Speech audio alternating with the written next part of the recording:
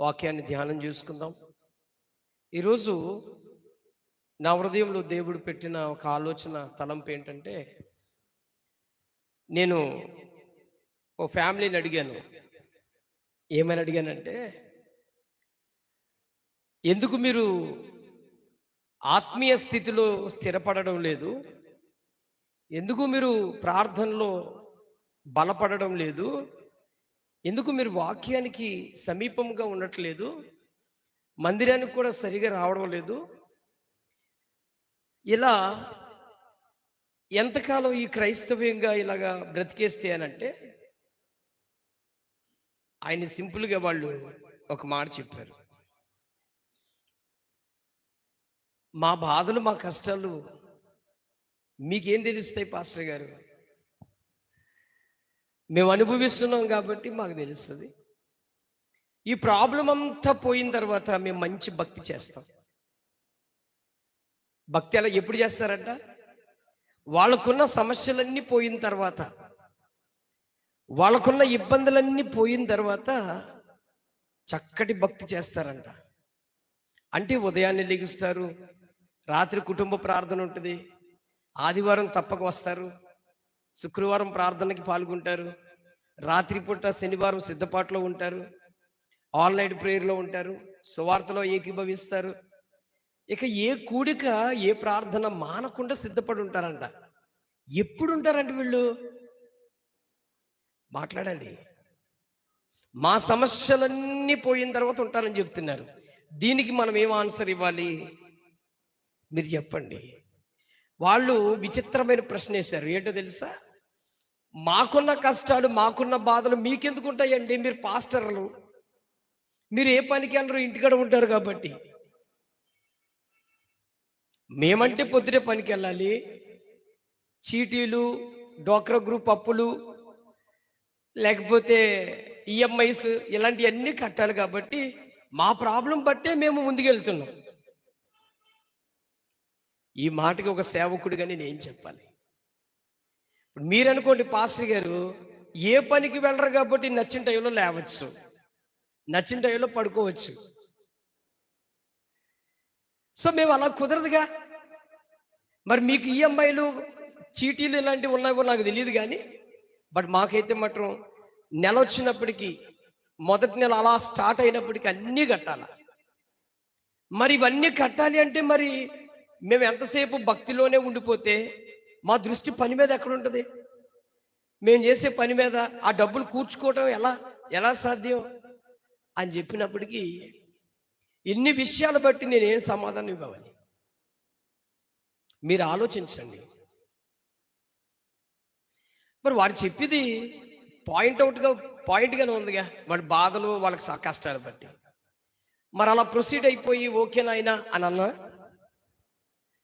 ఏమనాలి? ఆ కుటుంబానికి ఏమని చెప్పాలి? చెప్పండి. అయితే నేను సమాధానం ఇవ్వలేనేమో కానీ పరిశుద్ధ గ్రంథం మనకి సమాధానం ఉంది. ఆమేం చెప్పండి మీకు గట్టిగా. ఒక సేవకుడిగా నేను చెబితే వినకపోవచ్చు. ఇక్కడ కూర్చున్న మీలో అందరిలో కూడా ఈ లోపాలు, ఈ సమస్యలు ఉన్నాయి. లేవంటారా? ప్రతి కుటుంబంలో ఉన్నాయి. ప్రతి ఒక్క వ్యక్తిగత జీవితంలో ఆత్మీయ స్థితిని, భక్తి జీవితంలో ఎదగకపోవడానికి కారణాలు బోల్డని ఉన్నాయి మన దగ్గర. మన దగ్గర చాలా కారణాలు ఉన్నాయి ప్రియులారా. మరి వీటన్నిటికీ పరిశుద్ధ గ్రంథంలో దేవుడు మనకి ఆధారాలు అనగా ఈ సమస్యకు పరిష్కారానికి మార్గాలు ఉన్నాయా లేవా? ఉన్నాయంటారా లేవంటారా? మీరున్నారు కదా ఇక్కడ, స్తోత్రం చెప్పండి. ప్రియులారా, అయితే అసలు ఈ సమస్యలన్నీ తెచ్చుకోవడానికి కారణం ఎవరు? దేవుడా? నువ్వు ఈఎంఐలు కానీ, చీటీలు కానీ, డోక్రా గ్రూప్ అప్పులు కానీ, బంగారము యొక్క పరిస్థితులు కానీ, పొలాలు బాధలు కానీ, ఇళ్ళు బాధలు కానీ, ఇవన్నీ దేవుడు తీసుకొచ్చాడా నీకు సమస్య? ఎలా వచ్చినాయి మన జీవితంలో? ఎలా వచ్చినాయి? మాట్లాడాలి మీరు. ఎలా వచ్చినాయి ఈ సమస్య? మనం తెచ్చుకున్నాం. ఈ సమస్యలు, ఈ కష్టాలు, ఈ బాధలన్నీ కూడా దేవునికి ఆపోదిస్తున్నాం. మరి అవన్నీ లేకపోతే ఎలా బ్రతకాలి సార్? బ్రతకాలి కదా. ప్రతి నెల పిల్లల స్కూల్ ఫీజులు కట్టుకోవాలి. ఇవన్నీ మనం చేయకపోతే ఎలా? కానీ ఇలా ఒక్క కుటుంబాల్లోనే ఉన్నాయా?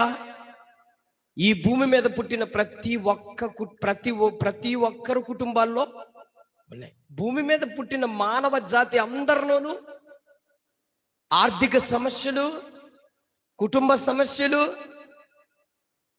ఈ శాలరీస్లు కానీ, ధనం ఆర్థిక పరిస్థితులు కానీ, ఈ అప్పుల పరిస్థితులు కానీ అన్నీ ఉన్నాయి. మరి ఇవి ఎప్పటికి పునిష్టపడతాయి? ఎప్పటికి పునిష్టపడతాయి? మనం చనిపోయేదాకా అవి ఎప్పటికీ తీరేవి కాదు.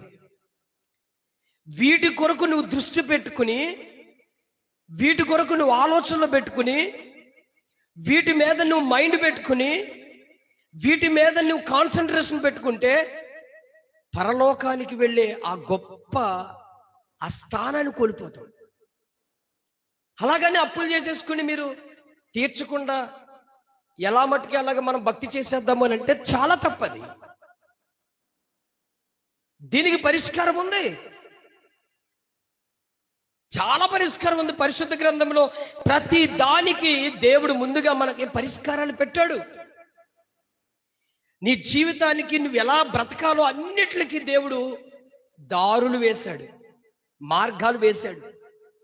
ఏ రూట్ వెళ్ళాలో, ఏ రూట్కి వెళితే మంచిదో కూడా దేవుడు మనకు మార్గాలు ఇచ్చాడు. అయితే నీలో ఈ సమస్య ఎందుకు వస్తుందో తెలుసా? నువ్వు సరిగా వాక్యం వినవు, వాక్యం చదవు, ప్రార్థన చెయ్యు. ఇవేమి చేయకుండా నీ స్వచిత్తమైన ఆలోచన పరిధిలో నువ్వు నడవడం వల్లే సమస్యలు అధికమైపోతాయి. పిల్లరా, గుర్తుపెట్టుకోండి, భూమి మీద యేసు ప్రభు వారు ఉన్న కాలంలో కూడా ఆయనకు ఒక రోజు సమస్య వచ్చింది. సడన్ గా యేసు ప్రభు వారు ఉన్న ఇంటి దగ్గరికి పన్ను వసూలు చేసుకునే అధికారులు వచ్చారు. చెప్పండి ఆ మాట. పన్ను వసూలు చేసుకునే అధికారులు. సహజంగా పన్ను మనం ఇంటి పన్ను కడతాం, లేకపోతే కార్ ట్యాక్స్ కడతాం, లేకపోతే బైక్ ఉంటే బైక్ ట్యాక్స్ కడతాం. కానీ ఇజ్రాయేలు యేసు ప్రభు వారు ఉన్న కాలంలో మనుషులకి ట్యాక్స్ కట్టేవారు అనమాట. ఎంత ఎంత విచిత్రమో చూడండి. ఇప్పుడు సడన్ గా యేసు ప్రభు వారు ఎక్కడున్నారో అక్కడికి వచ్చారు. వాళ్ళంత మేధావులంటే ఇంత గొప్ప బోధలు చేస్తున్నాడు కదా ఈయన, అసలు ఈయన ట్యాక్స్ కడతాడా కట్టడా అని ఆలోచనతో అక్కడ వచ్చి ఆ ఇంటి గడికి వచ్చి తలుపు తట్టారు. తలుపు తట్టగా ఇప్పుడు అడుగుతున్నారు, అయ్యా కైసరులకు పన్ను కట్టాలి అని అనగానే యేసు ప్రభు వారు ఏమైనా వాదానికి దిగాడా? ఎవరిని అడుగుతున్నారు మీరు? నేనెవరినో తెలుసా? నేనెవరిని? సర్వ సృష్టికర్త అయిన దేవుడయ్యుండి నన్నే మీరు పన్ను కట్టమని అడుగుతారని వాదానికి దిగలేదు ఆయన. ఆయనకు కూడా సమస్య వచ్చిందిగా. అనగా ఈ భూమి మీద పుట్టిన ప్రతి మనుషుడికి సమస్య ఉందని అర్థం చేసుకోవాలా. పన్ను కట్టడం అంటే నీ వ్యక్తిగతంగా ఈఎంఐ అనుకోవచ్చు, లేకపోతే చీటీలు అనుకోవచ్చు, లేకపోతే నీ పిల్లల స్కూల్ ఫీజు అవ్వండొచ్చు, లేకపోతే డోక్రా గ్రూప్ పరిస్థితిని అవ్వండొచ్చు, కారుకో, ఇల్లుకో, వాట్ ఎవర్, నీ ఫుడ్కో, కిరాణా పట్టీకో, ఏదైనా కూడా యేసు ప్రభు వారికి కూడా ఆ కాలంలో వచ్చింది. పన్ను కట్టమని అధికారులు ఇంటికి వచ్చినప్పుడు యేసు ప్రభు వారు షాకులు చెప్పి తప్పించుకోలేదు. ఇప్పుడు ఏం చేశాడు తెలుసా? పేతురుని రమ్మన్నాడు. పేతురు ఇటురా, అయ్యా చెప్పు. ఇప్పుడు సముద్రం దగ్గరికి వెళ్ళి ఒక గేలం వేసి ఆ గేలానికి ఒక చేప పడుతుంది. ఆ చేపను కొయ్యగా ఆ చేపలో ఒక ముత్యం ఉంటుంది, అది అమ్మి నీకు నాకు ఏం కట్టమన్నాడు? పన్ను కట్టరా అన్నాడు. That's wonderful. యేసయ్య మనకు అన్ని మాదిరి ఉంచిపోయాడు. ఓన్లీ ఒక రక్తం కార్చి మన కొరకు ప్రాణం పెట్టాడు అనుకోవటం అది ఒక అవివేకమైన ఆలోచన. ఆయన ప్రతి అడుగు పరిశీలిస్తే భూమి మీద మనం ఎలా బ్రతకాలో అన్ని మార్గాలు చూపించాడు ఆయన మనకి. Praise the lord. ఇప్పుడు ఈ కుటుంబానికి మనం ఎలాగా మాదిరి చూపించాలి? చూడండి, ఇక్కడ కూర్చున్న వాళ్ళందరి జీవితాల్లో పరిస్థితులు ఉన్నాయి. ఎగ్జాంపుల్ మీకు ఒక ఉదాహరణ చెప్తానండి. ఇప్పుడు మన చర్చిలో డాక్టర్ వైద్యం చేసుకుంటున్న బోయేజ్ అన్న ఉన్నారనుకోండి.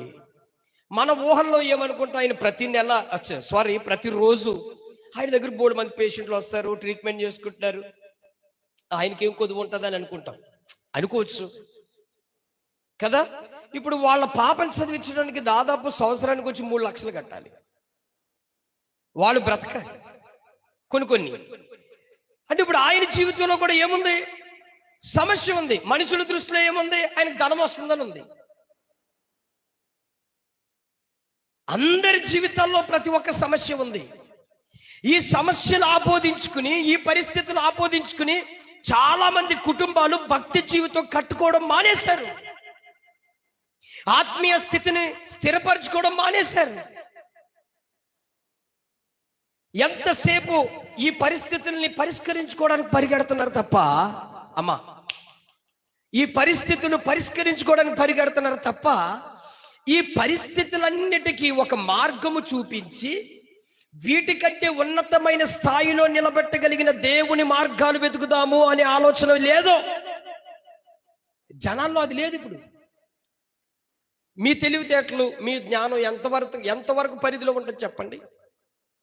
మీ తెలివి, మీ జ్ఞానం ఎంతవరకు పరిధిలో పనిచేస్తుంది? ఆయన ఆల్రెడీ అన్నిటికీ మనకేమిచ్చాడు? దేవుడు మనకేమిచ్చాడు? అన్నిటికీ మీకు మార్గం చెప్పేశాడు. మీ చింత యావత్తు నా పైనే అన్నాడు కదన్నా. మీ చింత యావత్తంతా ఎవరి మీద వేయమన్నాడు? నా మీద వేయండి అన్నాడు ఫస్ట్. రెండోది, నీ పనుల భారం అంతా యెహోవా మీదే మోపు. అరే ఇన్ని నీకు ఇంత ధైర్యం కలిగి దేవుడు నీకు ఇన్ని సలహాలు ఇస్తా ఉంటే నీ సొంత ఆలోచనలతో నడుస్తావు. దేవుడు అంటాడు, అరే నీ బాధలు, నీ కష్టాలన్నీ నేను భరిస్తాను, నా పైన మోపు, నేను మోస్తాను, నేను వాటికి పరిష్కారం చేస్తా, నేను వాటిని విడిపిస్తాను, వాటన్నిటికీ నేనే నీకు విడిపిస్తానని అంటూ ఉంటే నో మనం ఏం చేస్తామంటే, వద్దు నా దారి నేను ఎదుక్కుండి ఆ ముళ్ళు తీసుకోవడానికి ప్రయత్నం చేస్తాం. అవి వస్తాయా? నీ జీవితం అంతా కూడా తిప్పలు పడినా రావు. అందుకే ప్రియులరా, అందుకే యేసు ప్రభు వారు ఏమని చెప్పాడు తెలుసా? ఏమంటాడంటే, ప్రయాసపడి భారం మోస్తున్న సమస్త జనులారా నా యొద్దకు రండి. ఎంత అద్భుతమైన మాట అండి ఇది, ఎంత అద్భుతం! మీరు నమ్మరు. ఒక మాట చెప్తాను. గత సంవత్సరంలో 2024 అక్టోబర్లో నేను ఎదుర్కొన్న పరిస్థితులు నేను చెప్పలేని మాటలతో చెప్పలేను. నా ఆర్థిక పరిస్థితులు ఎవరికి చెప్పుకోలేని పరిస్థితులు. బైక్ ఈఎంఐ కట్టుకోవాలా, కరెంటు బిల్లు చూస్తే 2000 రూపాయలు వచ్చేది. అసలు ఎలా తీరాలి ఇవేనంటే, నిజంగా ఎంతగా నేను నలిగానంటే నా భార్య కూడా తెలియని రీతిగా నేను నలిగాను. అక్టోబర్ నుంచి డిసెంబర్ వరకు అంతగా నలిగాను. పైగా నాకు ఎదుర డిసెంబర్ మాసంలో మన క్రిస్మస్ ఒకటి ఉంది. అసలు పిల్లలకి గిఫ్ట్లు కొనాలా, ఒక సేవకుని రప్పించాలా, మనం పాటు చూస్తే చిన్నపాటి సంఘం, మనకిచ్చే కానుకల్లో ఇంత ఘనమైన కార్యక్రమం ఎలా చేయాలా, ఇవన్నీ ఆలోచనలో ఉన్నప్పుడు నేను చేసిన పని ఏంటి తెలుసా? ఇక్కడే బలిపీఠం ఎదుట మోకరించి కన్నీళ్లు గార్చి అడిగా, అయ్యా నా సహాయకుడు నీవే. యెహోవా, దావీదు అంటాడు, యెహోవాయే నాకు సహాయకుడు అని అంటాడు.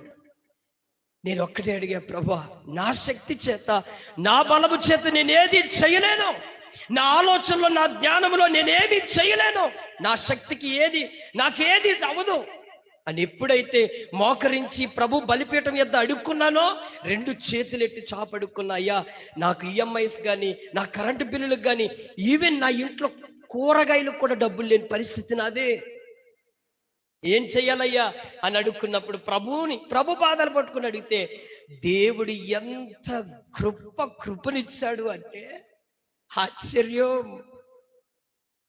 మీరు నమ్మరు విషయాన్ని. కొదువలేని కృప చేత ఆయన నాకు సమృద్ధితో నింపాడు. ఆయన హల్లెలూయా, ప్రైజ్ ది లార్డ్. మీరు నమ్మరు.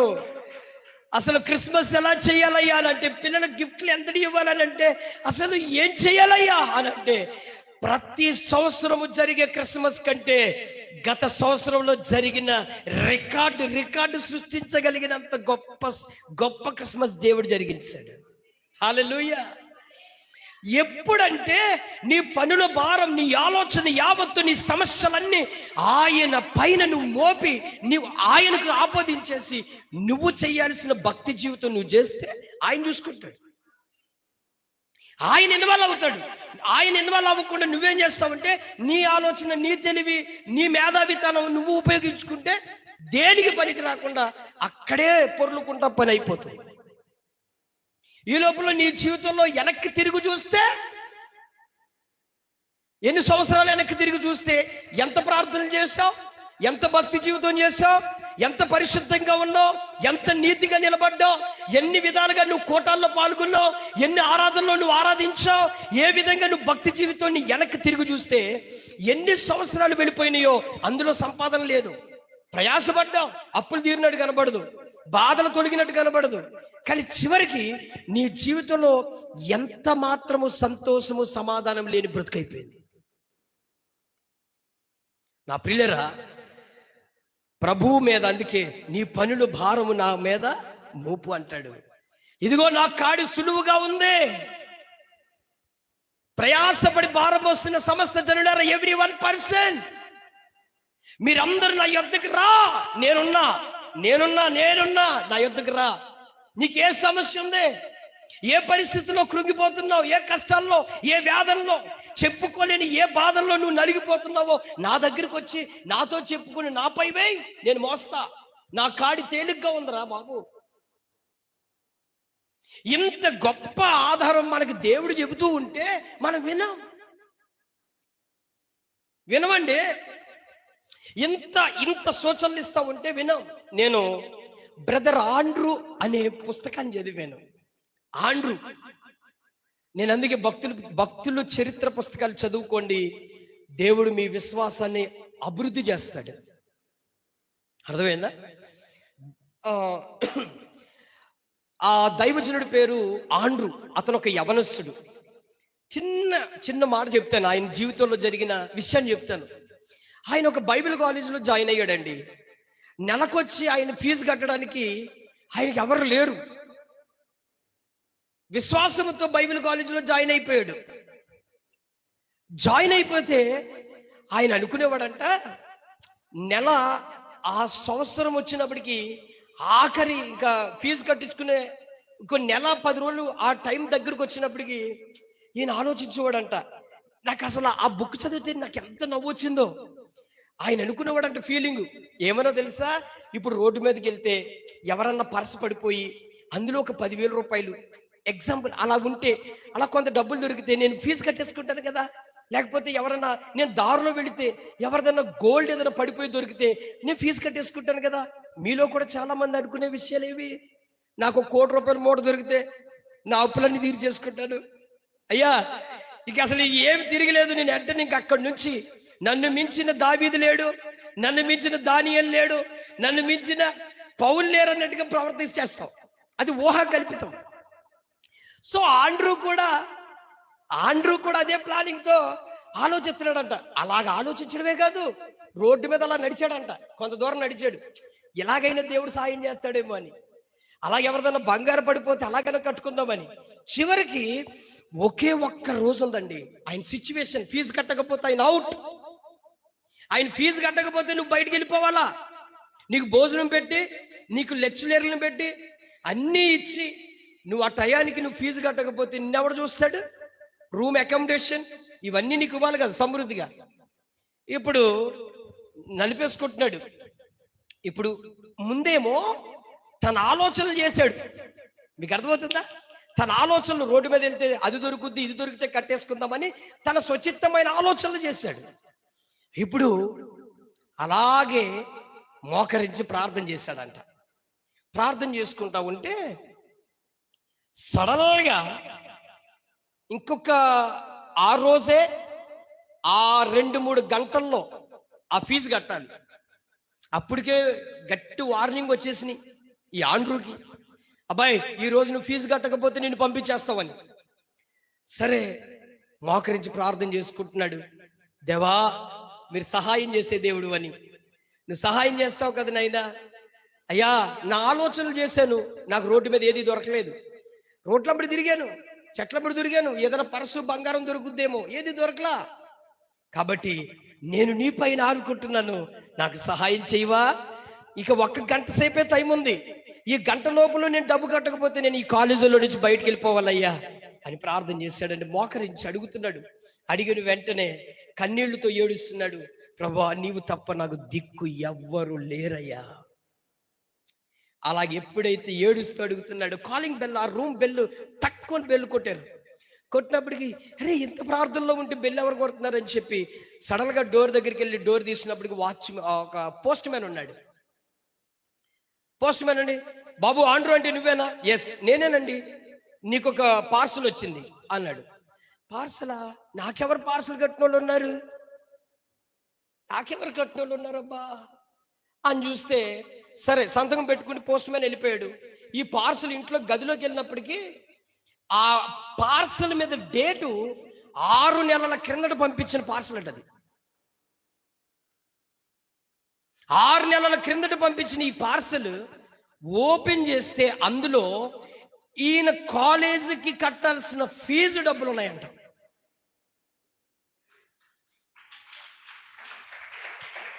Praise the lord. అయితే ఈ ఫీజు ఎలాగొచ్చిందో మనకు అర్థం అవ్వాలిగా. 6 నెలల క్రిందట ఈయన కాలేజీలకు రాకముందు, ఈయన కాలేజీలో జాయిన్ అవ్వకముందు ఒక పాస్టర్ గారి దగ్గర కొన్ని రోజులు పరిచర్య చేశాడంట. అక్కడ ఆ పాస్టర్ గారు ఈయనకి అప్పుడు కట్టాడంట. ఆ పార్సల్ రాలా. ఎప్పుడొచ్చింది ఇది? ఈయన ఎవరి మీద ఎప్పుడు ఆధారపడతాడన్న ఆలోచన పరిధిలోనే దేవుడి కార్యములు తీసుకొచ్చాడు. మన దేవుడు ఎంత గొప్పవాడు. బైబిల్లో ఎన్ని విధాలుగా మన భక్తుల యొక్క జీవితాల్లో ఆయన చేసిన కార్యాలు మన కంటికి కనబడట్లేదా? ఇలా వాక్యాల ద్వారా వింటున్న ఎన్నో కార్యాలు లేవా? నా పిల్లరా, ఇప్పుడు ఇలాంటి కుటుంబాల్లో ఒక బైబిల్లో అలాంటి కుటుంబం కూడా ఒకటి ఉంది. ఈరోజు ఆ కుటుంబాన్ని మీకు పరిచయం చేయాలని ఆశపడుతున్నాను. చాలా మంచి కుటుంబం. ఆ కుటుంబంలో ఆయన భక్తి జీవితాన్ని ఎలా కట్టుకున్నాడు, దేవుని కొరకు ఎలా నడిచాడు అనేది మనం ఆలోచిస్తే మహాద్భుతమైన విషయాలు అవి. ఆదికాండంలోనికి రండి, నేను ఆ భక్తుడి కుటుంబాన్ని మీకు పరిచయం చేస్తాను. ఈరోజు మనము కూడా అటువంటి విశ్వాసం, అటువంటి భక్తి జీవితం, అలాగూ దేవుడి కొరకు నడిచే ఆ తీరును మనం స్థిరపరచుకోవాలా. చూడండి, ఆదికాండము 5వ అధ్యాయంలో నుంచి, ఆదికాండము 5వ అధ్యాయము, ఆదికాండము 5వ అధ్యాయము 22వ వచనం నుంచి 24వ వచనం వరకు చదవండి అమ్మా బిగ్గరగా. నేను చదువుతున్నాను. హానోకు మెతుషలను కనిన తరువాత 300 ఏండ్లు దేవునితో నడుచుచు కుమారులను కుమార్తెలను కనెను. హానోకు దినములన్నీ 365 ఏండ్లు హానోకు దేవునితో నడిచిన తరువాత దేవుడు అతన్ని తీసుకుని పోయెను, గనుక అతడు లేకపోయెను. వా, స్తోత్రం. బిగ్గరగా చెప్పాల హల్లెలూయా. పిల్లరా, చూడండి, హానోకు అనేది మీరు ఈ పేరు చాలా మంది మన సంఘ విశ్వాసుల్లో అనేక మంది పేర్లు ఉన్నాయి. క్రైస్తవ సంఘాలలో హానోకులు చాలా మంది ఉన్నారు.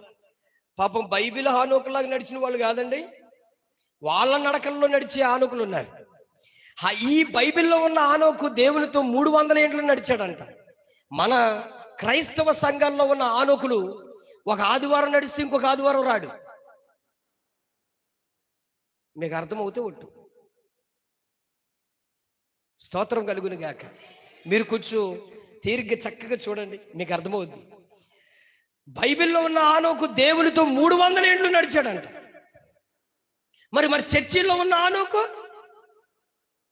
అన్నా, చర్చిలో ఉన్న హానోకు సంగతి ఏంటి? ఒక ఆదివారం వస్తే ఇంకో ఆదివారం రాడి హానోకు. మరలా పేర్లు ఏంటండి? హానోకు. మరి అబ్రహాములు ఉంటారు. బైబిల్లో ఉన్న అబ్రహామేమో దేవునితో ముఖాముఖిగా సహవాసం కలిగి దేవుని మాట చొప్పున నడిచేశాడు. మరి మన సంఘాల్లో ఉన్న అబ్రహాములైతే మాత్రం మాట్లాడండి, పొర్రపాటున వినేది లేదు. విశ్వాసమునకు తండ్రి ఆయన, ఈ విశ్వాసులకు తండ్రి, ఈయన అవిశ్వాసులకు తండ్రి. బైబిల్లో ఉన్న అబ్రహామేమో విశ్వాసులకు తండ్రి. మన చర్చిల్లో ఉన్న అబ్రహాములు కొంతమంది అవిశ్వాసులకు తండ్రులు అయిన వాళ్ళు ఉన్నారు. నేను ఎందుకు ఈ విషయం చెప్తున్నామంటే, భక్తుల పేర్లు పెట్టుకున్నాం కదా, పేరుకు తగినట్టుగా కూడా జీవితం కూడా అలా కనబడాల. ఆమె చెప్పండి, అర్థమైందా? పాపం మా సేవకులు ఎంతో ఆలోచించి, ఏ పేరు ప్రార్థన పూర్వకంగా ఆలోచించి, అయ్యా నీ పేరు ఇస్సాకు, నీ పేరు యాకోబు, నీ పేరు అబ్రహాం, నీ పేరు హానోకు, ఇలా పేర్లు పెడతాను. అయ్యగారులేమో ఆ పేర్లకు తగినట్టుగా నడవరు. నిజం. మనము ఏ పేరైతే దేవుడు మనకి బాప్తీసము యొక్క ఆ పరిధిలో మనకి ఇచ్చినప్పుడు ఆ రీతిగా మనము నిలబడాల. అబ్రహాము పేరు ముందు అబ్రామ్. దేవుడు అబ్రహాముగా ఎందుకు మార్చాడంటే, తన నీతి కార్యాలు చూసి, తన మంచితనాన్ని బట్టి, తన భక్తి జీవితాన్ని బట్టి పేరు మార్చాడు. మరి బాప్తీసం ఇచ్చినప్పుడు మీ పేరు మారినప్పుడు కూడా మీరు ఎలా ఉండాలా? పేరుకు తగినట్టుగా మీ భక్తి జీవితం కూడా కనబడాలి. అందుకే మన సంఘంలో కొంతమంది పేర్లు మార్చుకోలేదు, ఎందుకంటే ఆ జీవితంలో ఉంటేనే బెటర్ కదరా అని. హల్లెలూయా, అవునా కదా? రైట్. ఇప్పుడు హానోకు జీవితాన్ని ఒకసారి పరిశీలించి చూస్తే, హానోకు 300 సంవత్సరాలు నడిచాడంట. చెప్పండి, ఎన్ని సంవత్సరాలు అయ్యా? అసలు సంవత్సరానికి ఎన్ని రోజులు మాట్లాడాలి బిగ్గరగా? 365 రోజులు. హానోకు 365 రోజులు కాదు, 300 రోజులు కాదన్నా, 300 సంవత్సరాలు. మరి మనం 365 రోజుల్లో దేవునితో ఎలా నడుస్తున్నాము?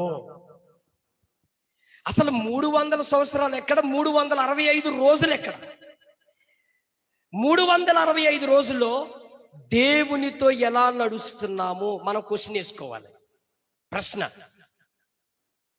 మీకు అర్థమవుతుందా? సరే, ఇక్కడ హానోకు 300 ఏండ్లు నడిచాడంటే ఆయన బ్రహ్మచారా? మీరు వింటున్నారా? వినాలి, మీరు మాట్లాడుకోవద్దు, వినండి. నేను అడిగే ప్రశ్నకి మీకు ఆన్సర్లు రావాలి, మీరు అర్థం అవ్వాలి. 300 సంవత్సరాలు హానోకు నడిచాడంటే అతను ఏమన్నా బ్రహ్మచారా? బ్రహ్మచారి అంటే పెళ్లి లేదు, కుటుంబాలతో పని లేదు, తనకు తానే బతికేవాడు బ్రహ్మచారి అనుకోండి. ఇక ఎవరు అతనికి ఏకాకి, ఇక ఎవరితో సంబంధం లేని వ్యక్తి. అలాగుండి బ్రతికేశాడా? మాట్లాడండి. ఇప్పుడు ఏ కుటుంబం అయితే చెప్పిందిగా, కారణాలు చెప్పిందిగా, స్కూల్ ఫీజులు కట్టాలి సార్, డ్వాక్రా కట్టాలి సార్, ఈఎంఐలు కట్టాలి సార్, మన నెల నెల చీటీలు కట్టాలి సార్, అందుకే మేము భక్తి జీవితంలో నిలబడలేకపోతున్నా. బాబుని చూడండి అక్కడ. స్తోత్రం చెప్పు. నువ్వు కుర్చీ ఎక్కువ అంతే. స్తోత్రం చెప్పు బిగ్గరగా.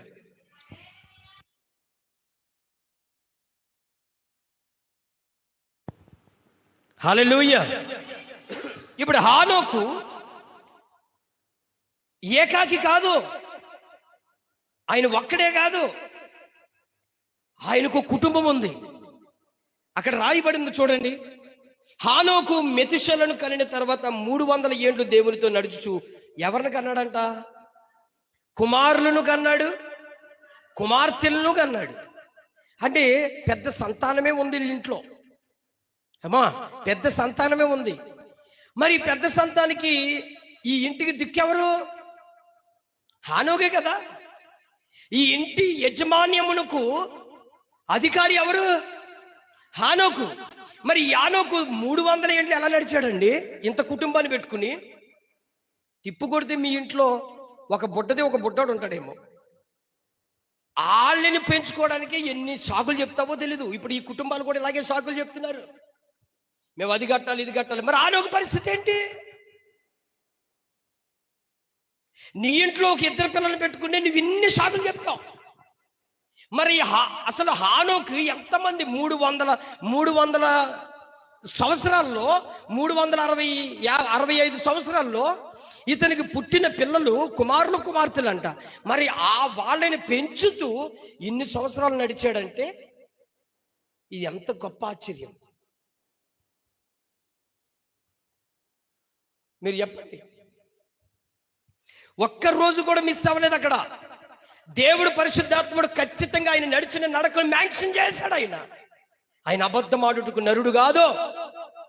పరిశుద్ధాత్మ దేవుడు ఆ వాక్య ఉపదేశం రాశాడంటే 300 ఏండ్లు దేవునితో అలా బ్రతికాడు హానోకు. అలా బ్రతికాడు కాబట్టి ఇక్కడ మ్యాన్షన్ చేశాడు. మరి అంతకుముందు చాలా మంది జీవితాలు రాశాడే. ఆదాము జీవితం రాశాడు, ఆదాము కుమారుల పేర్లు రాశాడు, కుమారుల పేర్లు రాశాడు, షేతు, ఎనోష్, వీళ్ళందరి పేర్లు రాశాడు. మరి వీళ్ళందరిలో దేవునితో నడిచిన ఇన్ని సంవత్సరాలు నడిచాను ఎక్కడ రాయిలా? 300 సంవత్సరాలు నడిచాడు. అనేక మంది పిల్లలతో కలిగిన కుటుంబంలో ఉండి, మరి ఈ పిల్లలకు కావలసిన బట్టలు కానీ, ఈ పిల్లలకు కావలసిన తిండి కానీ, ఈ కుటుంబానికి కావలసిన అవసరాలు కానీ ఎవరు తెచ్చిపెట్టారు? ఏమన్నా గవర్నమెంట్ ఏమన్నా అప్పుడు పెన్షన్లు ఇచ్చిందా? ఇప్పుడైతే దేవునికి స్తోత్రం అండి. ఇప్పుడు ఇంట్లో కనీసం మన ఇంట్లో ఒక ముసలమ్మ పెన్షన్ వచ్చే డబ్బుల్లో కనీసం కిరాణా బట్టి తెచ్చుకుని అందరూ బతికేస్తున్నారు. ఇప్పుడు మీకు నిజం. చాలా మంది కొడుకులు కానీ కుమార్తెలు కానీ ఆ ఇంట్లో ముసలిదాన్ని పెట్టుకుని, ఒక ముసలమ్మని పెట్టుకుని ఆ ఇల్లు శుభ్రంగా చక్కబెట్టేస్తున్నారు. 4000 పెన్షన్తో 2,000 రూపాయలు పట్టి తెచ్చుకుంటారు, 1000 రూపాయలు కూరగాయలు పెట్టుకుని శుభ్రంగా ముసలమ్మకు ముద్ద పెట్టేస్తున్నాము అనేది ఒక మార్కేసేసుకుంటారు.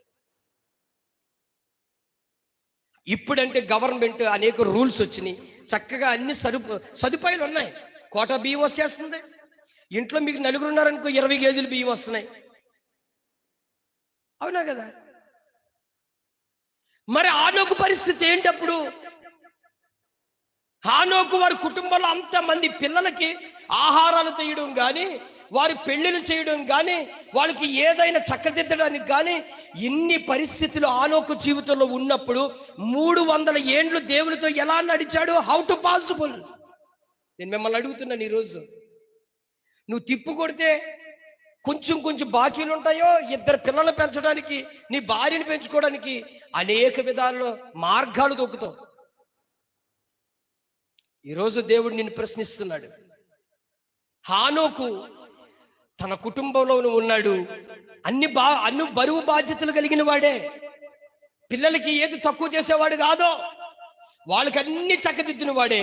మరి హానోకు జీవితంలో దేవునితో ఒక వారం వచ్చి ఒక వారం మానేసినట్లుగా, 2 రోజులు నడిచి 3 రోజులు మానేసినట్లుగా, అయ్యి బాబోయ్ ఇక దేవుడితో ఇప్పుడు అక్కడ కుదురుద్దిరా బాబు, రాత్రేమో పనికెళ్ళి 9-10 అయ్యింది, తెల్లారగట్ల 4ంటికి ఎలా ప్రార్థన లెగుతాం?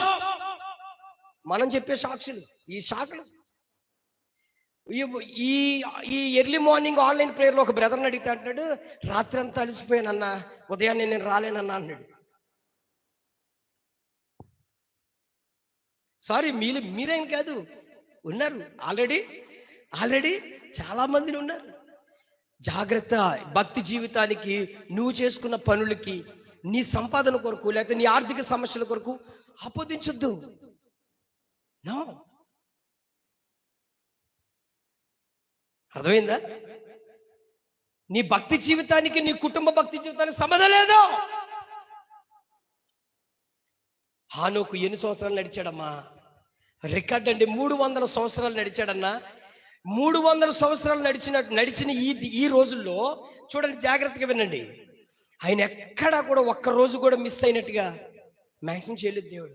300 సంవత్సరాలు. 300 సంవత్సరాలు అంటే అసలు ప్రతి సంవత్సరము 365 రోజులు ఏ రోజు అతను నడక ఆగలేదు. దేవునితో నడవడము అంటే ఏంటి చెప్పండి మీరు. మీకు అర్థమైన రీతిలో కొన్ని చెప్పండి, నేను తర్వాత ఫుల్గా మీకు ఎక్స్ప్లెయిన్ చేస్తాను. దేవునితో నడవడం అంటే ఏంటి? మీరేమనుకుంటారో చెప్పనా? మీ ఉదాహరణ, మీ ఆలోచనలో పేరు మార్చుకున్నాను, బాప్తిసం తీసుకున్నాను, ప్రభు బలలో ఆదివారం చేయి వేస్తున్నాను, బైబిల్ ఇచ్చుకుని వస్తున్నాను, ఇంక వెళ్ళిపోతున్నాను, ఇదే నడవడం?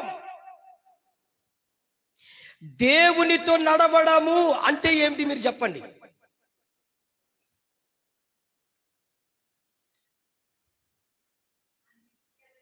సరే, మీకోసం కొంచెం ఎంకరేజ్మెంట్ కోసం ఒక పల్లవి చరణం పాడదాం. వచ్చిన ఆయన నాతో కలిసి పాడండి. భక్తులారా స్మరించెదము ప్రభు చేసిన, పాడాల. భక్తులారా స్మరించెదము ప్రభు చేసిన మేలులన్నిటినీ, అడిగి ఊహించు వాటి కన్నా మరి, అడిగి ఊహించు వాటి కన్నా మరి సర్వము చక్కగా చేసిన్, సర్వము చక్కగా చేసిన్. భక్తులారా స్మరించెదము ప్రభు చేసిన, పాడాలి సమయం. శ్రీయేసే మన శిరసైయుండి మహాబలాశూరుండు, శ్రీయేసే మన శిరసైయుండి మహాబలాశూరు, సర్వమునిచ్చెను తన హస్తముతో, సర్వమునిచ్చెను తన హస్తముతో, ఎంతో దయగలవాడు,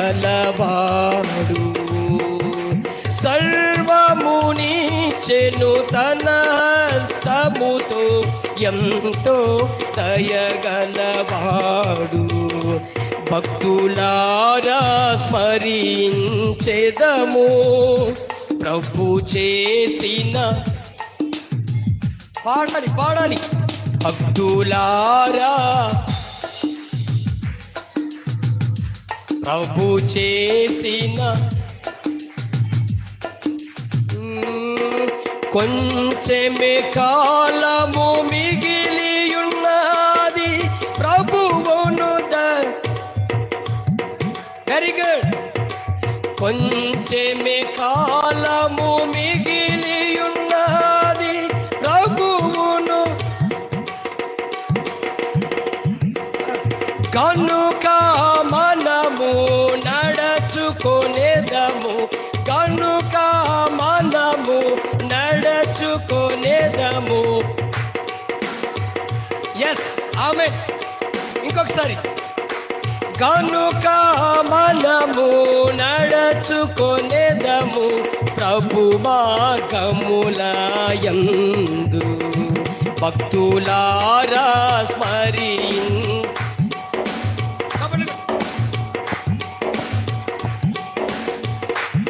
ఆనందంగా, భక్తులారా స్మరించెదము ప్రభు చేసిన మేలులన్నిటినీ, అడిగి ఊహించి, అడిగి ఊహించు వాటి కన్నా మరి, అడిగి ఊహించు వాటి కన్నా మరి సర్వము చక్కగా చేసిన్, సర్వము చక్కగా చేసిన్.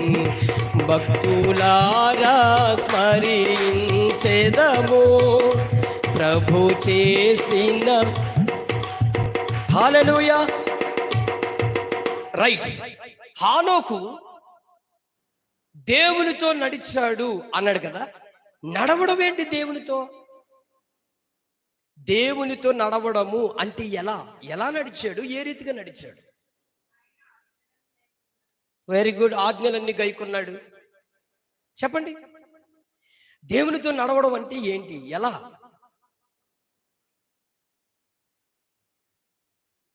చెప్పండి.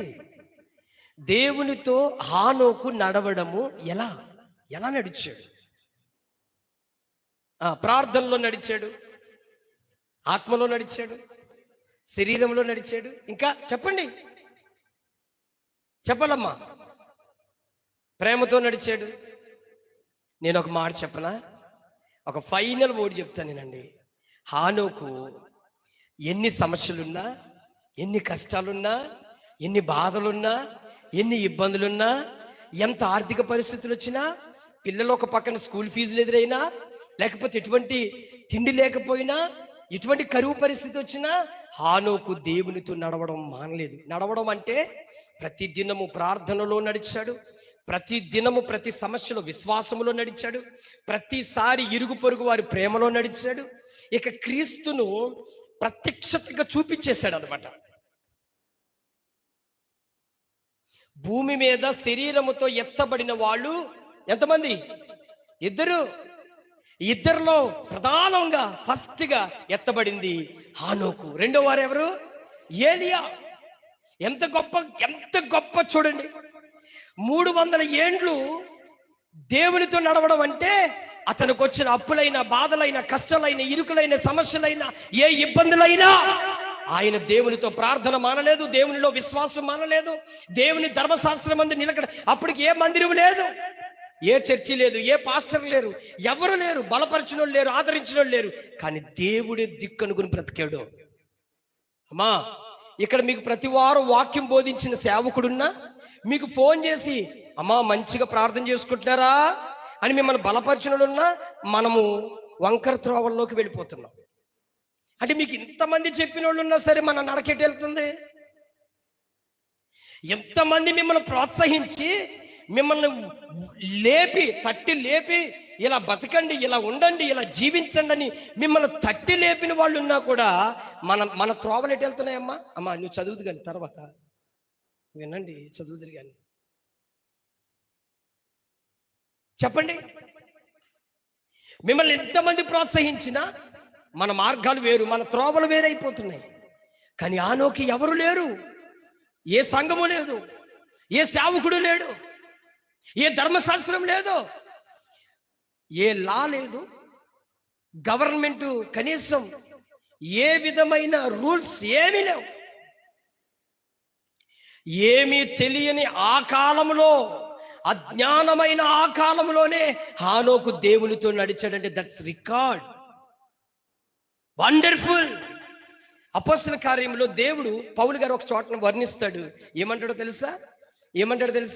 దేవుడు అప్పటి కాలంలో, ఆనాటి అజ్ఞాన కాలంలో చూచి చూడనట్లుగా విడిచిపెట్టాడంట మానవుల్ని. ఆ కాలంలోనే హానోకు ఎంతగా భయభక్తులు కలిగి దేవుని మార్గములు యందు నడిచాడు. వదిలేండి, అది నడిచాడంట. ఎంత గొప్ప విషయం చూడండి. అది చాలా జాగ్రత్తగా వినాలి. మీరు వాక్యం ఏదో వట్టిగా విని వెళ్ళిపోవడం కాదు. ఒకసారి ప్రశ్నించుకోండి. నీకులాగే భార్య భర్తలు ఉన్నారు, నీకులాగే భార్య ఉంది ఆయనకి, నీకులాగే పిల్లలు ఉన్నారు ఆయనకి, నీకులాగే ఆహారం తినాలి, నీకులాగే పిల్లలకు బట్టలు కొనాలి, నీకులాగే అన్ని అవసరాలు తీర్చాలి. నీకంటే ఒక్కరిద్దరు ఉన్నారు, కానీ ఆ కాలంలో ఒక్కరిద్దరు కాదే, అనేక మంది పిల్లలతో సంసారం జరిగేది. అప్పుడు డాక్టర్లు ఆపరేషన్లు లేవు.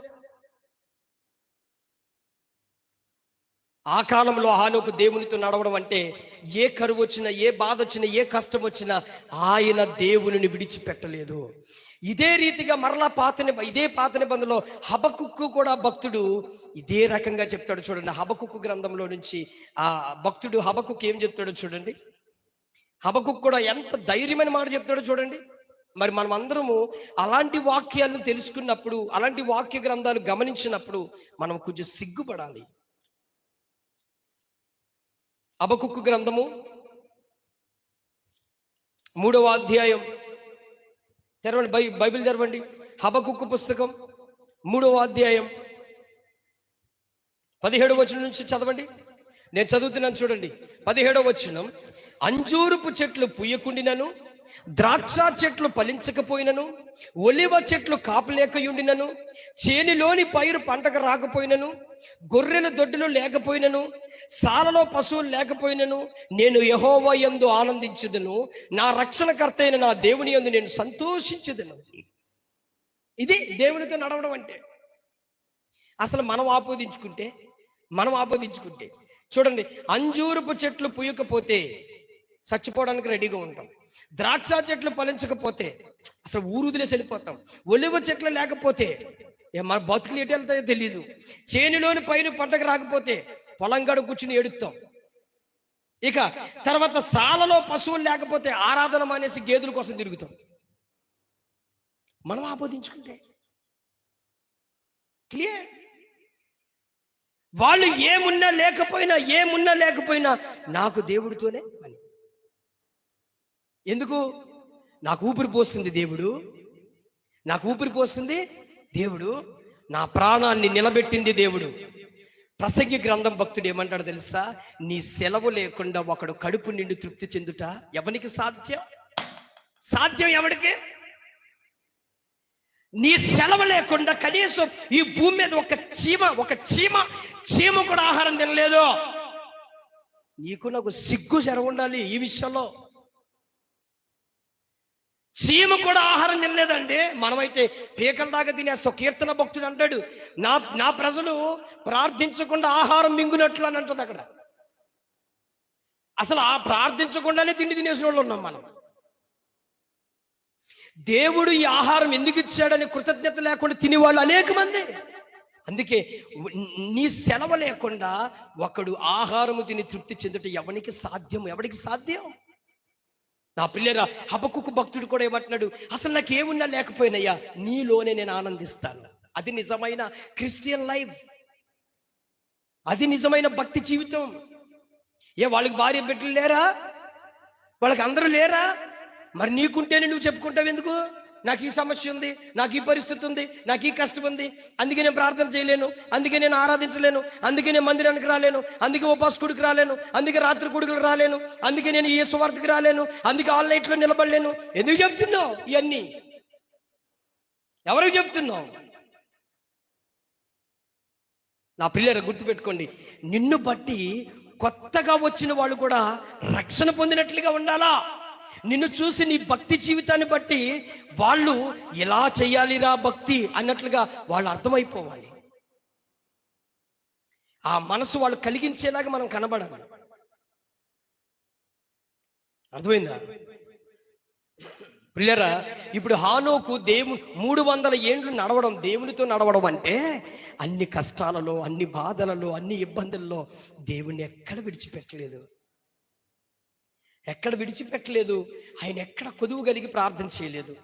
చాలా మంది ప్రార్థన చేస్తారు. నేను ఈ విషయం వచ్చింది కాబట్టి చేస్తున్నా. కొంతమంది ప్రార్థన దేవుడు అసహ్యించుకుంటాడండి. మీకు తెలిసే ఈ విషయం? అమ్మా నా వైపు చూడండి. కొంతమంది ప్రార్థనలు దేవుడు అసహ్యించుకుంటాడు. ఎందుకు అసహ్యించుకుంటాడు? ప్రార్థన చేయండి అని దేవుడు కోరుకునేవాడు నీ ప్రార్థన విని ఎందుకు అసహ్యించుకుంటాడు తెలుసా? కొంతమంది ప్రార్థనలు ఎలా ఉండదు తెలుసా? ఎక్కడన్నా మీ అన్నదమ్ముల మధ్యన పొలం నీకు రాలేదనుకో, ఆ పొలం పట్టుకుని ఏడుస్తాడు వీడు. నాయనా ప్రభా, నాయమ్మ మా బాబు సంపాదించారయ్యా, ఆ పొలం నాకు వచ్చినట్లుగా చేయను ఆయన. వాడు హృదయం మార్చిన ఆయన, వాడు హృదయం ఎంతసేపు ఆ పొలం కొరకు ఏడుస్తాడు వీడు. ప్రార్థన అంతే. అలాంటి వాడిని మరి దేవుడు అసహ్యించుకోడా? ఇల్లు బట్టి ఏడుస్తాడు. ప్రభా కిటికీల దాకా వచ్చి ఆగిపోయింది నాయన, ఈ ఇల్లు సంగతి ఏంటో అర్థమట్లేదు. ఈ గంట సేపు ప్రార్థన ఇల్లే, ఏ రోజు వస్తా రోజు ఇల్లే, ఏ పూట అయితే ఆ పూట ఇల్లే, ఏ క్షణంలో అయినా సరే ఇల్లు కోసమే. ఇక ఇతరులతో పని ఉండదు ఈ ప్రార్థనలో. నీ ప్రార్థన ఎలా ఉండాలి? మరికొందరు మరొక రకమైన ప్రార్థనలు. ఎంతసేపు అయ్యా వాడు నన్ను చూసి అన్ని మాట్లాడుతున్నాడయ్యా, వాడు లేపేనైనా, వాడు తుడిసేనైనా, వాడు కప్పెట్టేనైనా. వీడి ప్రార్థనలు ఎలా ఉంటాయి కొంతమంది. నీకు అప్పగించిన పని ఏంటి? నీ ప్రార్థన ఎలా ఉండాలి? తిమోతి పత్రిక 2వ అధ్యాయం 1వ వర్సెస్లో ఏమనుంది? రాజుల కొరకును, అధికారుల కొరకును, భూమి మీద మనుషులందరి కొరకును ప్రార్థన చేయమంటే ఎంతసేపు నీకు. మరికొందరు అప్పుల కోసం, నాయనా ఇదిగో నా వెనకాల డాక్టర్ ఉంది, ఇదిగో నా ఎదురేమో ఈఎంఐ ఉంది, అదిగో నా పక్కనేమో ఈ పక్కన సమాధి గుంటుందయ్యా. ఇదే కొంతమంది రోగం కొరకే, అయ్యా నా కాళ్ళు నడవట్లేదు, అయ్యా నా ఏలు కదలట్లేదు, అయ్యా నా ఎంటుకలు తెల్లబడిపోతున్నాయి. ఇదా? హానోకు ఈ క్రమ పద్ధతుల్లో నడవలేదు. అయినా దేవుడికి నీ ప్రార్థన ఎలా ఇష్టమో తెలుసా? అన్నిటి కొరకు ప్రార్థన చేయాలి. నీ సమస్యల కంటే ముందు ఇతరుల సమస్యలు నువ్వు చూస్తే నీ సమస్య దేవుడు పట్టించుకుంటాడు. ఆమె చెప్పు గట్టిగా, ఆమె చెప్పు గట్టిగా. ముందు నీ సమస్య కొరకు దేవుడి దగ్గరికి వెళ్ళడం కాదు, ఇతరుల సమస్యల కొరకు నశించిపోతున్న ఆత్మల కొట్లు నువ్వు భారం కలిగి ప్రార్థన చేస్తే ముందు నీ సమస్యని ఇన్వాల్వ్ అవుతాడు దేవుడు. ఎప్పుడైతే నా సమస్య, నా పరిష్కారం, నా బాధ, నా కష్టం అని నువ్వు స్వార్థంగా ప్రార్థన చేసుకుంటూ బ్రతికవా,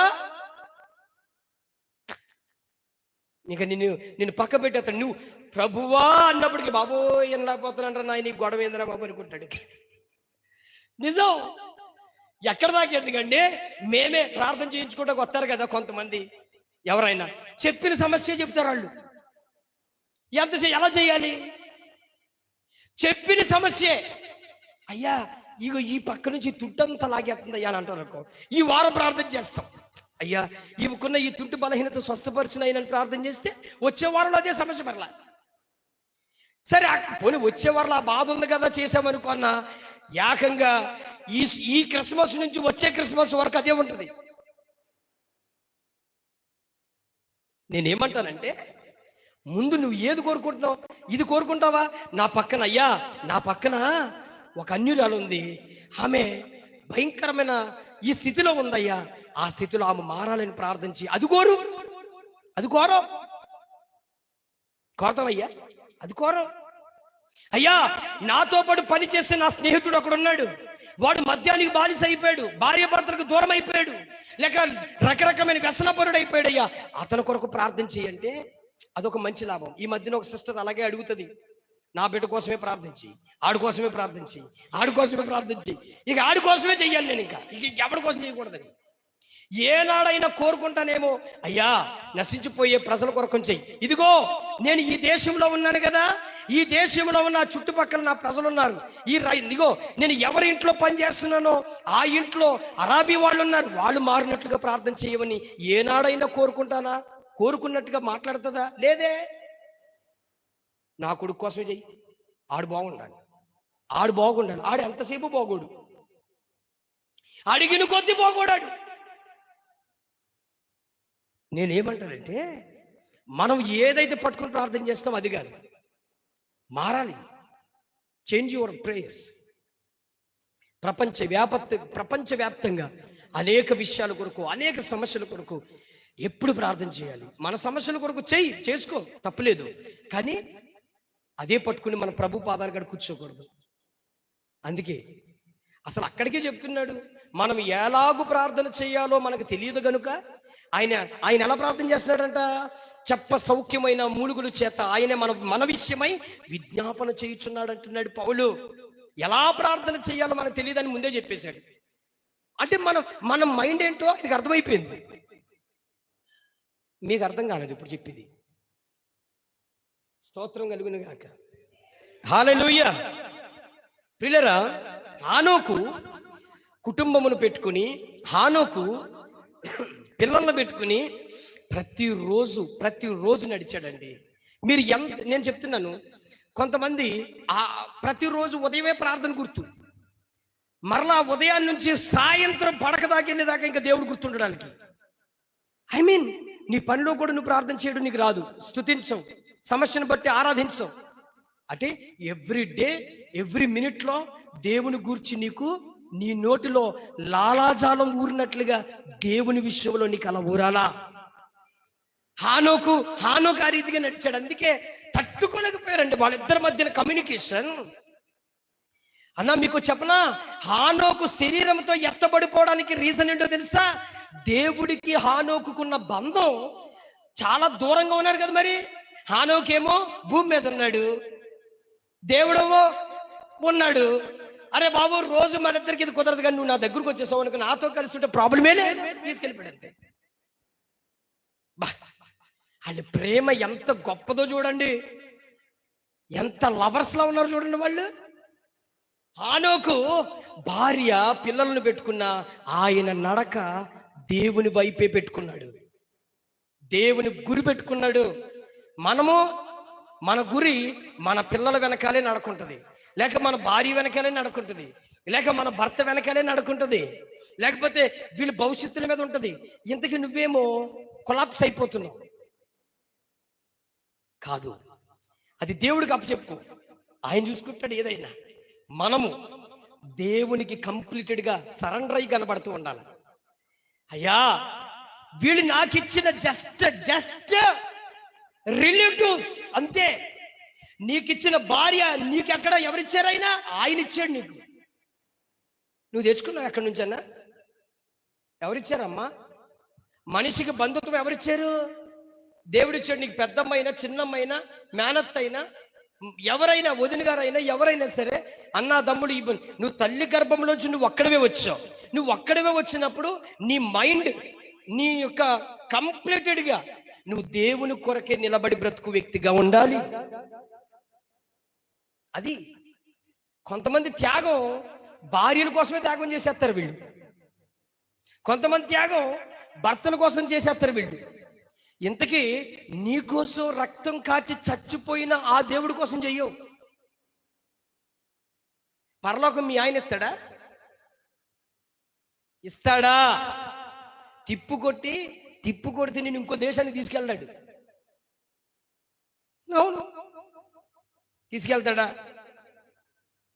మీరు చెప్పండి అండి. ఇప్పుడు తీసుకెళ్తానన్న వాళ్ళు కొంతమంది ఉంటే తీసుకెళ్ళచ్చు, లేకపోతే ఏదైనా వంక పెట్టి ఆపేయచ్చు అనుకోండి. పరలోక రాజ్యం ఇచ్చేది ఎవరు? ఎవరు? సమాధానం ఇచ్చేది ఎవరు? ఆరోగ్యం ఇచ్చేది ఎవరు? మీ ఆయన నీకు ట్యాబ్లెట్ తెస్తాడేమో కానీ నీ శరీరంలో ఉన్న బలహీనతను స్వస్థపరుస్తాడా? నో. నేను హాస్పిటల్కి తీసుకెళ్తాడు కానీ ఆపరేషన్ చేస్తాడా? లేదే. గాయం డాక్టర్ చేస్తాడేమో కానీ, కుట్లు వేసి కడతాడు కానీ అది స్వస్థత ఇచ్చేది ఎవరు? మరి ఇన్ని చేసిన వాడిని పక్కన పెట్టేసి ఆ కొంత చేసిన వాడు పట్టుకుని అలాడతాం. క్లియర్? కొంత చేసిన వాళ్ళు పట్టుకుంటాం మనం. నా పిల్లరా, హానోకు జీవితంలో ఇవన్నీ కనబడి చూస్తే ఆయన ప్రతి దినము ప్రతి క్షణము దేవునితోనే నడిచాడు. 34వ కీర్తనలో దావీదు భక్తుడు అంటాడు, మొదటి వర్సెస్ చూడండి, నేను ఎల్లప్పుడు యెహోవాను సన్నిధించదును. ఎల్లప్పుడు అంటే ఎవ్రీ టైం, ఎల్లప్పుడు అంటే ఎనీ టైం, ఎల్లప్పుడు అంటే నో టైం, ఎల్లప్పుడు అంటే ఎప్పుడు నా దేవుని నేనేం చేస్తాను? ఎల్లప్పుడు నేను స్తుతిస్తాను. నిత్యము నా నోట. నిత్యము అంటే ఏంటి? ప్రతి క్షణము నా నోటులో ఎవరు కూర్చున్న స్తుతిగానం ఉంది? చెప్పండి, ఎవరు కీర్తుంది? స్తుతిగానమే పాడనా. పాడండి. స్తుతిగానమే పాడనా, జయ గీతమే పాడనా, నాకు ఆధారమయ్యున్న యేసయ్యా, కృతజ్ఞతతో నిన్ను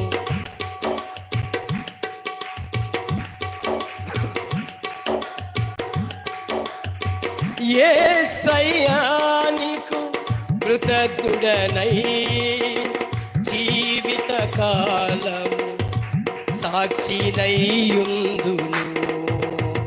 స్తుతిగానమే పాడనా, జయ గీతమే పాడనా,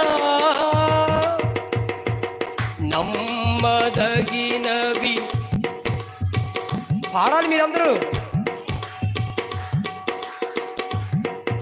ఆమేన్. పాడాలి. ఎస్.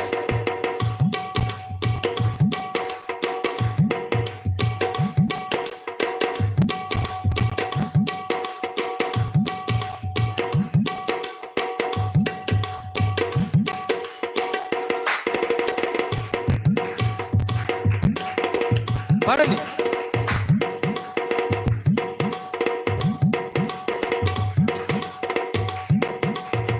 సాక్షినైయుందును స్తుతిగానమే పాడాలి, మీరందరూ పాడాలని. ఆమేన్. చాలు. నిత్యము నా నోట ఏముందంటాడు దావీదు? స్తుతిగానం అనగా కీర్తన. నిత్యము నిన్ను కీర్తించే మాటలు ఉన్నాయి. అర్థమైందా? నీ ఇరుగు పొరుగు వారితో మాట్లాడినప్పుడు కూడా దేవుని గూర్చి మాట్లాడాలి, దేవుని గూర్చే మాట్లాడాలి. నా ప్రియులారా, హానోకు జీవితంలో దేవునితో ఎలా నడిచాడంటే అనేకమైన పరిస్థితులు, అనేక కష్టాలు, బాధలు, ఇబ్బందుల్లో కూడా దేవుణ్ణి ఎక్కడ విడవలేదు ఆయన. అలా నడిచాడు. మనం ఏం చేస్తాం? ఆదివారం మనకున్న గేదె కానీ రాలేదనుకో, ఆ రోజు ఆ గేదె కోసం వెనకాల తాడించుకుని తిరుగుతాం. అమ్మా కదా, హబక్కుకు చెప్తున్నాడు కదా, సాలలో మంద లేకపోయినా ఏం చేస్తాడంట? నిన్ను ఆనందిస్తాను, ఆరాధిస్తాను అంటున్నాడు. మన ఇంటికాడ ఒకే ఒక గేదె ఉండదనుకో, అది ఆదివారం రాలేదనుకో, ఈ మిచ్చుకుని తిరిగేస్తుంది. ఇంకా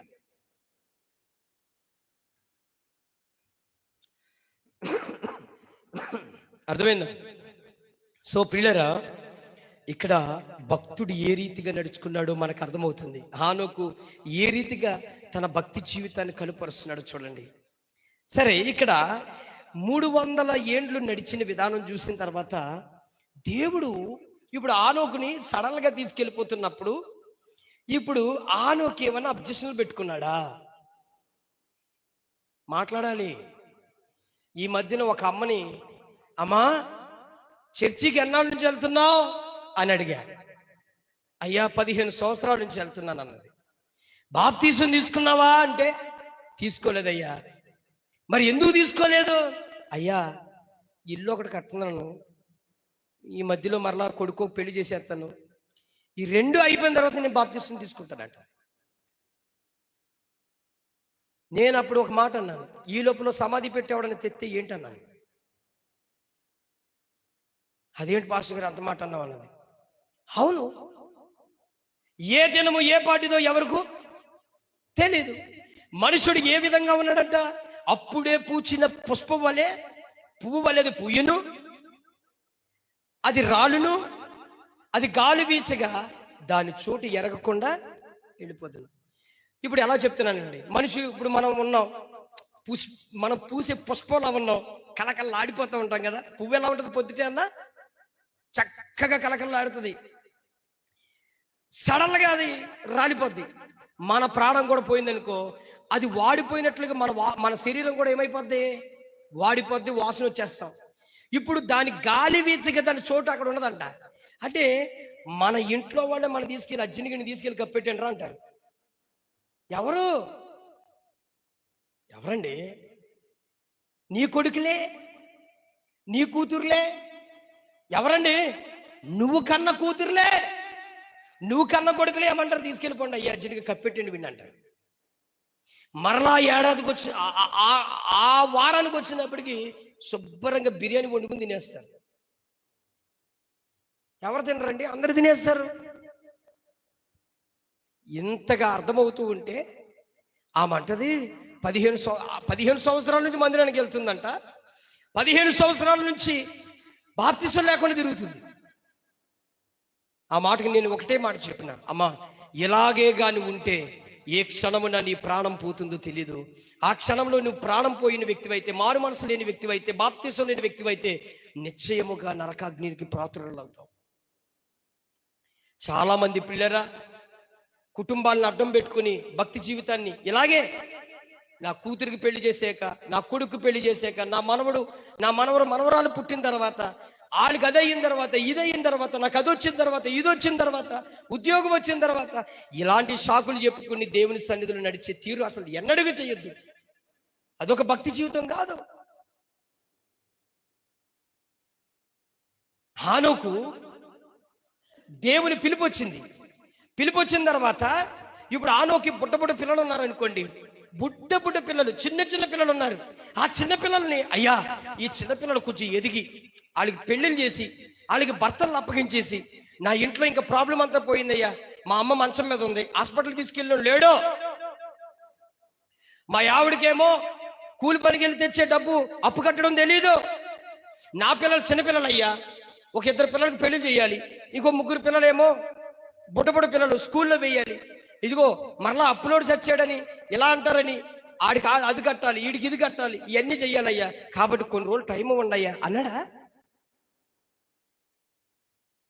ఏన్నా చెప్పండి. నాకు తెలిసి ఒక విషయం చెప్పనా, హానోకు తన కుటుంబంలో కూడా హానోకు వల్లే స్థిరపరిచాడు వాళ్ళ హృదయాల్ని. అమ్మాయి, నేను ఏ క్షణంలో వెళ్ళిపోతానో తెలీదు, నువ్వు పిల్లల్ని పెట్టుకుని శుభ్రంగా భక్తిలో దేవుణ్ణి ఆరాధిస్తూ బతకండి. రే నానా, అమ్మాయి ఎప్పుడైనా పెళ్లి చేసినా కూడా మంచిగా ఆ పెళ్లిలో మీరు సిద్ధంగా ఆనందంగా ఉండండి. రే, మీరు శుభ్రంగా చదువుకోండి, ఓకే? ఏసైని ఆరాధించండి, ఏసైని పూజించండి, ఏసైని గణపరచండి. నేను ఏ క్షణంలో దేవుడి పిలుపు వస్తుందో తెలీదు, నేను వెళ్ళిపోతాను అంతే. వాళ్ళ కుటుంబానికి అలాగ మోటివేషన్ చేసుకున్నాడు.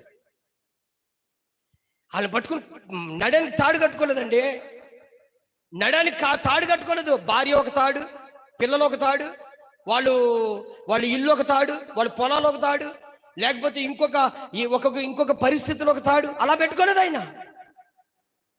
ఆయన ఎంతసేపు ఎలా ఉన్నాడంటే, నేను దేవుడికి లెక్క అప్పగించాలి, నా జీవితం లెక్క అప్పగించుకోవాలా, నేను పరలోకంలో ఉండాలా, నేను దేవునితో నిత్యం ఉండాలా, ఇది తన కాన్సన్ట్రేషన్. హానోకు ఎలాగ ఉన్నాడంటే వాళ్ళ పిల్లలు వాళ్ళ కుటుంబాలు కూడా అలాగే ఉన్నాయని నమ్మొచ్చు. అది మన పిల్లలకి మన భార్యలకు మనం ఎలాంటి మోటివేషన్ ఇవ్వాలి? ఏ క్షణంలో నీ పిలుపు వస్తుందో తెలియదు, ఏ క్షణంలో నా పిలుపు వస్తుందో తెలియదు, ఏ క్షణంలో నేను చచ్చిపోతానో, ఏ క్షణంలో నువ్వు చచ్చిపోతావో, ఏ క్షణంలో మన పిల్లలు ఏమవుతారో తెలియదు.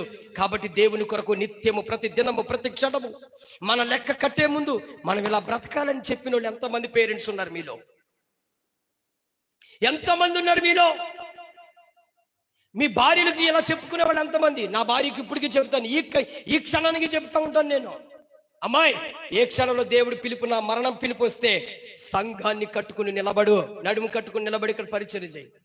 దట్ ఈస్ అలా దృఢమైన విశ్వాసంతో మన జీవితాన్ని స్థిరపరచాలి. ఎక్కడున్నా సరే, ఏ చోటున్నా నీ జీవితం నీదే, నువ్వు దేవుడికి లెక్క అప్పగించాలి.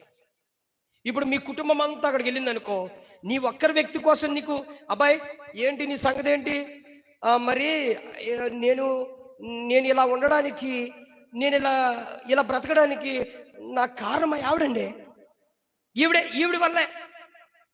ఎంతసేపు ఆదివారం తొందరగా ప్రార్థనకి వెళ్ళిపోతామంటే ఆవిడ ఏ వెళ్తావు యా కూలి పనికి వెళ్ళనేది. మరలా ఇదే ఆపోదం. ఒకవేళ భార్యని అడిగాడు అనుకో దేవుడు, భార్యని అడిగాడు, అమ్మాయి ఏంటి నీ పని ఏంటి, భక్తి జీవితం ఏదేనంటే, మా ఆయన అసలు మాట అనలేదండి, అందుకే నేను కూడా వినలేదంట. ఇదా? నో. నీ జీవితం నీకే, నీ భక్తి జీవితం నీదే. ఎవరి లెక్క వాళ్ళే అప్పగించాలి. అర్థమైందమ్మా? వారిని బట్టిలా అయ్యాను, వీళ్ళని బట్టిలాగా అయ్యాను, వీళ్ళని బట్టిలాగా ఉన్నానని అసలు అవసరంలా.